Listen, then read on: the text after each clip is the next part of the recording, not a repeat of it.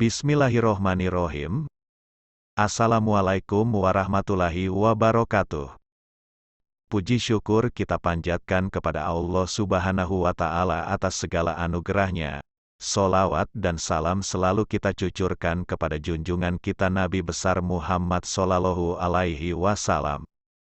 Sahabat beriman yang dirahmati Allah. Peristiwa Karbala 10 Muharram atau Hari Asyura merupakan tragedi yang sangat memilukan bagi umat Islam. Pada hari itu, Sayyidina Husain, cucu Rasulullah Shallallahu Alaihi Wasallam terbunuh di Karbala. Kisah terbunuhnya Sayyidina Husain bin Ali bin Abi Thalib itu terjadi pada tanggal 10 Muharram 61 Hijriah. Peristiwa itu memang sangat kejam dan tragis serta memilukan. Siapa sangka cucu kesayangan Rasulullah Shallallahu Alaihi Wasallam, yang merupakan pemuda surga telah dibunuh dengan kejam. Bagaimana kisahnya? Tonton video ini sampai habis. Jangan lupa subscribe channel ini. Pembunuhan ini dilakukan oleh kelompok pro-Khalifah pada masa itu, yaitu pendukung Yazid bin Muawiyah. Menurut beberapa pakar sejarah, meskipun sebenarnya Khalifah Muawiyah tidak menghendaki tentang pembunuhan itu, Abdullah bin Abbas, Abdullah bin Zubair, dan sahabat-sahabat yang lain telah mengingatkan Husain untuk jangan berangkat menemui pendukungnya di Kufah, karena besar kemungkinan hal itu perangkap atas dirinya dan Ahlul Bait. Namun karakter Husain yang teguh pendirian dan pemberani seperti ayahnya Ali bin Abi Thalib, menolak saran sahabat-sahabatnya meski ia tetap berterima kasih atas saran tersebut. Berangkatlah Husain dari Mekah menuju Kufah bersama rombongan Ahlul Bait sebanyak 72 orang. Sesampainya di Karbala, kurang lebih 100 km barat daya Baghdad, rombongan cucu Rasulullah itu dihadang oleh pasukan yang dipimpin oleh Ubaidullah bin Ziyad atas perintah Khalifah Yazid bin Muawiyah. Terjadilah apa yang tidak seharusnya terjadi. Peperangan yang tidak seimbang antara pasukan Ubaidullah bin Ziyad, gubernur Kufah, yang berjumlah 4.000 orang melawan rombongan Husain yang berjumlah 72 orang. Itu pun banyak yang perempuan. Dan tragis kepala Husain dipenggal oleh seorang prajurit bernama Syamr bin Ziljausyan. Imam Bukhari menceritakan bagaimana penghinaan luar biasa terhadap penghulu pemuda surga itu. Dari Anas bin Malik, dia mengatakan, kepala Husain dibawa dan didatangkan kepada Ubaidullah bin Ziyad. Kepala itu ditaruh di bejana.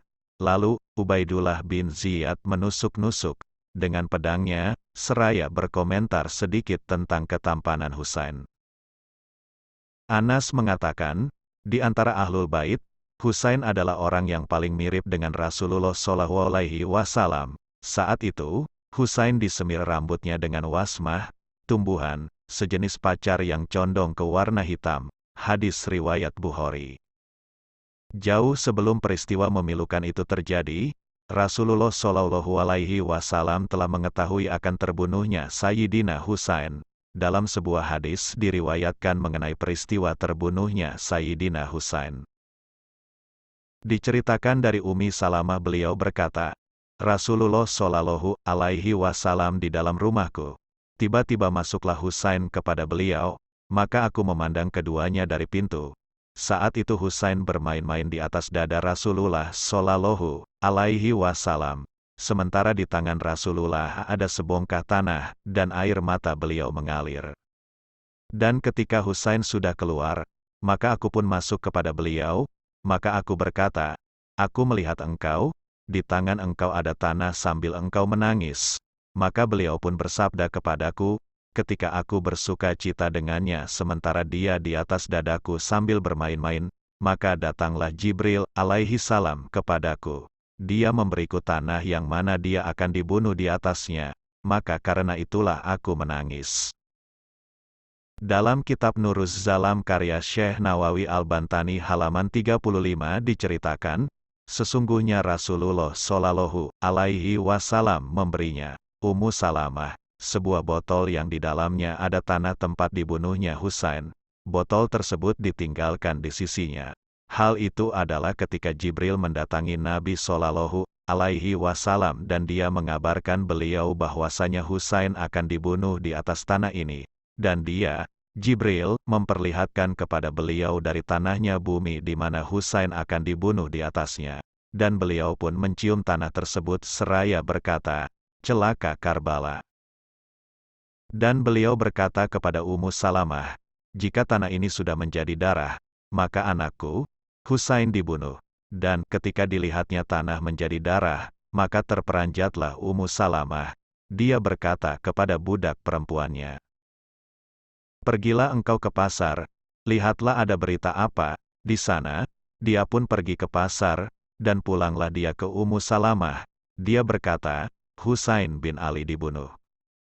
Wallahu alam bisawab. Sekian, semoga bermanfaat. Wabillahi taufik wal hidayah. Assalamualaikum warahmatullahi wabarakatuh.